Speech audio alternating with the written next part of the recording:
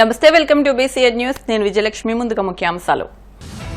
సకల శాఖల మంత్రి అందిన కాడికి దోచుకుని అజ్ఞాతంలోకి వెళ్లిపోయాడు. మాజీ మంత్రి పెద్దిరెడ్డిపై మంత్రి డోలా బాలవీరాంజనేయ స్వామి ధ్వజం.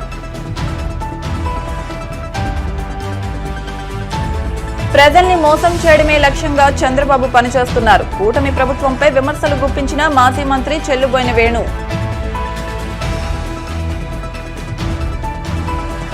కాకినాడలో ఈవీఎం గోదాంను పరిశీలించిన జిల్లా collector Shanmohan Sagili. EVM, VVPATs భద్రతకు పటిష్ట చర్యలు చేపట్టాలని అధికారులకు ఆదేశాలు.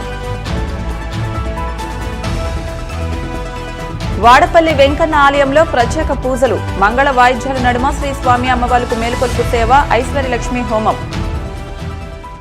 వైసీపీ అరాచకాలు తట్టుకోలేక ఎన్డీఏ ప్రభుత్వానికి ప్రజలు అవకాశం ఇచ్చారని మంత్రి డోలా బాలవీరాంజనేయ స్వామి పేర్కొన్నారు. మంగళగిరిలోని టీడీపీ కేంద్ర కార్యాలయంలో ఆయన మాట్లాడుతూ 2024 ఎన్నికల్లో రాష్ట్ర ప్రజలు చారిత్రాత్మకమైన తీర్పునిచ్చారని, ఒక అరాచక శక్తిని తరిమి కొట్టారని వివరించారు. వైసీపీ హయాంలో ఒక్క అభివృద్ది కార్యక్రమం జరగలేదని, 4,40 కోట్లకు పైగా అప్పులు చేశారని ఆరోపించారు. పెద్దిరెడ్డి చేసిన పాపాలపై లోతైన దర్యాప్తు చేస్తున్నామని, ఎప్పుడు ఏ విధమైన చర్యలు తీసుకోవాలో తప్పకుండా తీసుకుంటామని తెలిపారు. మన ఎన్నికల్లో ఈ రాష్ట్ర ప్రజలు ఒక చారిత్రాత్మకమైన తీర్పిచ్చారు. దీని ఉద్దేశం ఒక అరాచక శక్తిని తరిమి కొట్టాలి. ఆంధ్రుల మీద ఉన్నటువంటి, ముఖ్యంగా మన ఆంధ్రప్రదేశ్ రాష్ట్రంలో ఉన్న ప్రజల మీద ఉన్నటువంటి అప్పులు, అరాచకాలు తట్టుకోలేకనే ఎన్డీఏ ప్రభుత్వానికి అవకాశం ఇచ్చారు. మీ ప్రభుత్వం హయాంలో 5 సంవత్సరాల్లో ఒక్క అభివృద్ధి చేశారా మీరు అడుగుతాను నేను. మీరు చేసినటువంటి అప్పులు సుమారుగా తీసుకుంటే మనకి చాలా 4,140 కోట్ల పైన ఉన్నాయి. ఈరోజు తీసుకున్న పరిస్థితుల్లో ఈ 7 నెలల్లోనే 5 సంవత్సరాల అభివృద్ధిని మేము చేసి చూపించాం. సూపర్ 6 గురించి మాట్లాడుతున్నారు మీరు. ఒక్కొక్కటి మేము చేసుకుంటూ వస్తున్నాం. 1000 రూపాయలు పెన్షన్ పెంచుతామన్నారు. కానీ తర్వాత ఏం చెప్పారు? విడతల వారి అన్నారు. ఆ విడతలనేదో చిడతలనేదో ఒకళ్ళు చెప్పకుండా ప్రజలు మోసం చేసి మీరు అధికారంలోకి వచ్చారు. కానీ ఆ 1000 రూపాయలు పెంచడానికి మేము చేసిన 2,000, 3,000 చేయడానికి ఆప్సపాలు పడ్డారు. మొన్న ఎన్నికల ముందు 2024 మీరు జనవరిలోనే 3,000 చేయగలిగారు. మేము ఇచ్చిన మాట ప్రకారం. నువ్వు చేసిన అప్పులు ఒక పక్క, నువ్వు చేసిన బకాయిలు ఒక పక్క, పెట్టిన బకాయిలు ఒక పక్క ఉన్నప్పటికి కూడాను పెన్షను 4,000 రూపాయలు ఇస్తాం మేము అమలుపరిచాం. మొదటి రోజు నుంచే, ముందు నుంచి ఇస్తామని చెప్పాం. మేము ప్రకటించినటువంటి ఏప్రిల్ నెల నుంచే మీకు అరియర్స్ ఇస్తామని చెప్పాం. దాని ప్రకారం ఇవ్వడం జరిగింది. ఈ భారతదేశంలో ఏ రాష్ట్రము ఇవ్వనంత విధంగా అత్యధిక మొత్తంలో పెన్షన్ ఇస్తున్నటువంటి ప్రభుత్వం చంద్రబాబు నాయుడు ముఖ్యమంత్రిగా ఉన్నటువంటి ఎన్డీఏ ప్రభుత్వం అనే విషయాన్ని మీరు గమనించుకోవాలి. అదేవిధంగా 6,000 రూపాయల పెన్షను వికలాంగులకి, మంచానికి పరిమితమైన వాళ్ళకి 15,000 రూపాయలు కూడా ఇది చారిత్రకంగా మేము ఇచ్చాం అనే విషయాన్ని మీరు ఒక్కసారి గమనించుకోవాలి. రెండోది, ఆడపడుచుల కష్టాలు చూడటం కోసం దీపం 2 పథకం ద్వారా 3 ఉచిత గ్యాస్ సిలిండర్లు ఇస్తా ఉన్నాం. మొదటి స్లాట్లో అందరికీ కూడా మేము ఇప్పుడు గ్యాస్కి ఉచితంగా 90 లక్షల మంది జనాభాకి, ప్రజలకి, కుటుంబాలకి మేము ఇది ఇవ్వడం మొదలుపెట్టాం. ఇది చూసి మీరు ఓర్చుకోలేక ఏదో ప్రగల్భాలు మాట్లాడారు. కానీ ప్రజలు తిప్పి కొడతామనే విషయం ఒకసారి గమనించుకోవాలి.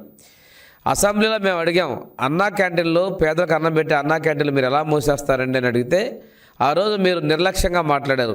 మేము చెప్పిన మాట ప్రకారం ఇది మా సూపర్ 6లో హామీనే. అన్నా క్యాంటీన్లు తిరిగి ప్రారంభించాం. ఇవి పెంచినవి కాకుండా ఇంకా అదనంగా కూడా ప్రతి నియోజకవర్గానికి ఒక అన్నా క్యాంటీన్ ఉండే విధంగా రూరల్లో కూడా మొన్ననే క్యాబినెట్ తీర్మానం చేసాం. త్వరలో కూడా పూర్తి స్థాయిలో ఇస్తున్నాం. ఇవన్నీ కూడా ప్రజల కళ్ళకు కనిపిస్తున్నాయి. మీకు కళ్ళకు కనిపించవు, చేసేది వినిపించదు. ఒక మీ మెప్పు కోసం, మీ నాయకుడి మెప్పు కోసం మీరు మాట్లాడుతూ ఉన్నారు. ఈరోజు ఒక్కొక్కరు ఏం చేస్తారంటే నేను వెళ్ళట్లేదు, నేను ఉంటున్నానని చెప్పేసి శీల పరీక్ష చేసుకునే విధంగా ప్రవర్తిస్తూ ఉన్నారు. కానీ చెప్పినోళ్ళే బయటికి వెళ్తున్నారు. మీరు ఒక్కసారి చూసుకున్నట్లయితే మిమ్మల్ని రాజ్యసభ సభ్యులు మిమ్మల్ని వదిలేసి బయటకు వస్తున్నారు. మిమ్మల్ని వదిలేసి మీ ఎమ్మెల్సీలు బయటకు వస్తూ ఉన్నారు. చివరికి రోజుకొక డేట్ మార్చుకుంటా తిరుగుతానని చెప్పేసి ఆయన కూడా బయటికి అక్కడికి వెళ్ళిపోయాడు మీ నాయకుడు. మీ నాయకుడి పరిస్థితి అలాగుంది. మీకు అగమ్య గోచరంగా మెప్పు కోసం ఆయన లేడు, మాకు డ్యూటీ అప్పగిచ్చాడు మాట్లాడదామని చెప్పి నిన్న మొన్నటి తెగ రెచ్చిపోయి మాట్లాడుతూ ఉన్నారు. కనిపించట్లేదా మేము చేసినటువంటి అభివృద్ధిని? పేదల ద్వేషి అయిన చంద్రబాబు ప్రజల్ని మోసం చేయడమే లక్ష్యంగా పనిచేస్తున్నారని మాజీ మంత్రి చెల్లుబోయిన వేణుగోపాలకృష్ణ విమర్శించారు. ప్రజలకు ఇచ్చిన హామీలపై కూటమి ప్రభుత్వం వెనక్కి తగ్గడంపై రాజమండ్రిలో ఆయన మీడియాతో మాట్లాడారు. తల్లికి వందనం, ఫీజు రియంబర్స్మెంట్, రైతులకు పెట్టుబడి సహాయం ఇవ్వకుండా అన్ని వర్గాలను చంద్రబాబు ప్రభుత్వం మోసం చేసిందన్నారు. మెగా డిఎస్సీ ప్రకటిస్తానని చెప్పినా ఇప్పటిదాకా అది జరగలేదని ధ్వజమెత్తారు. ప్రశ్నిస్తానని రాజకీయాల్లోకి వచ్చిన పవన్ కళ్యాణ్ ఎందుకు ఈ విషయాల్లో మౌనంగా ఉన్నారని నిలదీశారు. ఆనాటి మాజీ ముఖ్యమంత్రి, ఆనాడు ఫైనాన్స్ మినిస్టర్గా ఈ దేశ చరిత్రలో ఏ రాష్ట్ర ప్రభుత్వ ముఖ్యమంత్రి కూడా చేయనటువంటి ఒక ప్రకటన చంద్రబాబు నాయుడు గారు చేశారు. అది ఏ విధంగానంటే, ఆకాశమే హద్దుగా హామీలు ఇచ్చి కోటి వరాలు అన్నాడు 94లో, 2004లో 94, 99 మధ్యలో కోటి వరాలు ప్రకటించి అధికారంలోకి వచ్చిన తర్వాత నాకు అర్థం కావటం లేదు, ఈ రాష్ట్రంలో ఖజానా ఖాళీగా ఉంది, దివాలా తీస్తుంది ప్రభుత్వం అని ప్రకటన చేసినటువంటి ఒకే ఒక పాలకుడు చంద్రబాబు నాయుడు గారని, అధికారంలోకి రాకముందు ఆయన చెప్పినటువంటి మాటలన్నీ కూడా అసత్యాలు అనేటువంటి మాట రోషయ్య గారు చెప్పినటువంటిది సందర్భంగా గుర్తు చేస్తూ ఉన్నాను. అలాగే 2014లో రాష్ట్ర విభజన జరిగింది. ఈ రాష్ట్రం విడిపోవడానికి ప్రధాన కారకుల్లో ముఖ్యుడు కాంగ్రెస్తో అంటగాగి చీకటిలో చిదంబరం ఒప్పందంతో ఈ రాష్ట్రాన్ని విభజిస్తారా లేదా అని శాసనసభలో ప్రకటనలు చేసి ప్రజలందరూ అర్థం చేసుకోవాలి. చంద్రబాబు నాయుడు గారు విజనరీ అని ఒక మాట అంటున్నాడు. దేనికి?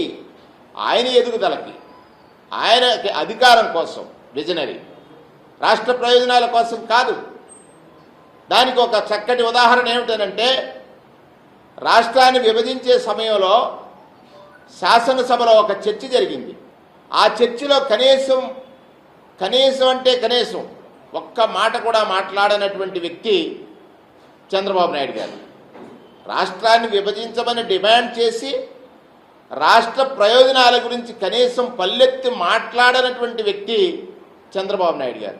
నిన్న ఆయన నీతి ఆయోగ్కి సంబంధించినటువంటి ఒక ప్రకటన చేసి, నేను సూపర్ 6 హామీలు ఇచ్చాను, అవి అమలు చేయలేనటువంటి పరిస్థితిలో ఉన్నాను, దానికి కారణం జగన్మోహన్ రెడ్డి గారి పాలన అనేటువంటి ఒక పచ్చి అబద్ధాన్ని ఇవాళ వారు మీడియా సాక్షిగా ప్రజలకు తెలియజేస్తూ ఉంటే ప్రజలు వాస్తవం తెలుసుకోవాల్సినటువంటి అవసరం ఉంది.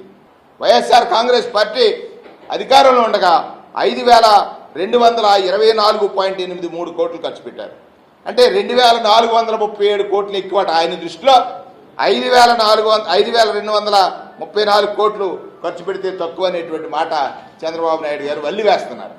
ఇది అరిచేతిలో వైకుంఠమే కదా. ఖచ్చితంగా ఈ లెక్కలో కనుక తీసుకున్నట్లయితే అంకెల గారడితో చంద్రబాబు నాయుడు గారు ప్రజల్ని మోసగిస్తున్నాడు. ప్రజలకు కావాల్సింది మీరు చెప్పిన హామీలు అమలు, అది గమనించమని ఈ సందర్భంగా వారికి నేను మనవి చేస్తూ ఉన్నాను. ఒక్కటి, నేను మళ్ళీ పవన్ కళ్యాణ్ గారికి విజ్ఞప్తి చేస్తూ ఉన్నాను. లేదా పవన్ కళ్యాణ్ గారిని ఇది మీరు అడుగుతున్నాం అనుకుంటున్నారా, డిమాండ్ అనుకుంటున్నారా? మీకున్నటువంటి, మీరు కూడా ప్రజలతో పాటు మోసపోవాలనుకుంటున్నారా?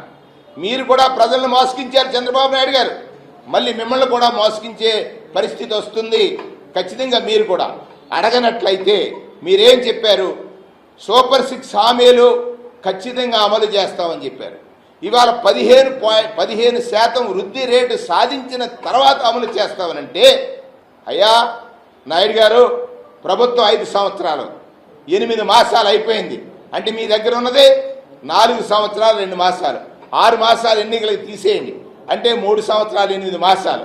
3 సంవత్సరాలు 8 మాసాల్లో మీరు ప్రజలకు ఇచ్చినటువంటి హామీలని ప్రణాళిక చేసుకున్నారు ప్రజలు.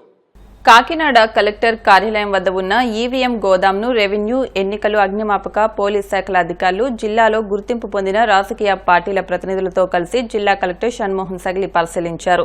ఈవీఎంల భద్రతకు చేపడుతున్న చర్యలను అధికారులను అడిగి తెలుసుకున్నారు. ఈవీఎం, వీవీప్యాట్స్ భద్రతకు పటిష్ట చర్యలు చేపట్టాలని రెవెన్యూ, ఎన్నికల శాఖల అధికారులను ఆదేశించారు. భారత ఎన్నికల సంఘం ఆదేశాల మేరకు ప్రతి నెల ఈవీఎంల గోదాంను పరిశీలించి నివేదిక పంపిస్తున్నట్లు ఆయన తెలిపారు. కోనసీమ తిరుమలగా వర్ధిల్లుతున్న వాడపల్లి శ్రీ వెంకటేశ్వర స్వామి ఆలయంలో గురువారం ప్రత్యేక పూజలు వైభవంగా నిర్వహించారు. మంగళ వాయిద్యాల నడుమ శ్రీ స్వామి అమ్మవార్లకు మేల్కొలుపు సేవను నిర్వహించిన అనంతరం ఐశ్వర్యలక్ష్మి హోమాన్ని జరిపించారు. అర్చకులు శ్రీ స్వామి అమ్మవార్ల వసంత మండపంలో అష్టోత్తర పూజలు నిర్వహించగా ప్రత్యేక అలంకరణలో ఉన్న స్వామిని దర్శించుకునే భక్తులు తరించిపోయారు. వైసీపీ మాజీ ఎంపీ నందిగం సురేష్ జైలు నుంచి విడుదలయ్యారు. వెలగపూడికి చెందిన మరియమ్మ అనే మహిళా హత్య కేసులో 145 రోజులుగా ఆయన జైల్లో ఉన్నారు. ఈ కేసులో కోర్టు బెయిల్ మంజూరు చేయడంతో జైలు నుంచి ఆయన విడుదలయ్యారు. 10,000 రూపాయల పూచీకత్తు సమర్పించిన సురేష్ ని జైలు అధికారులు విడుదల చేశారు. కాలర్ బోన్ నొప్పితో బాధపడుతున్న ఆయన్ను చికిత్స కోసం కుటుంబ సభ్యులు విజయవాడకు తరలించారు. ఇప్పుడు కాసేపు ప్రకటనలు.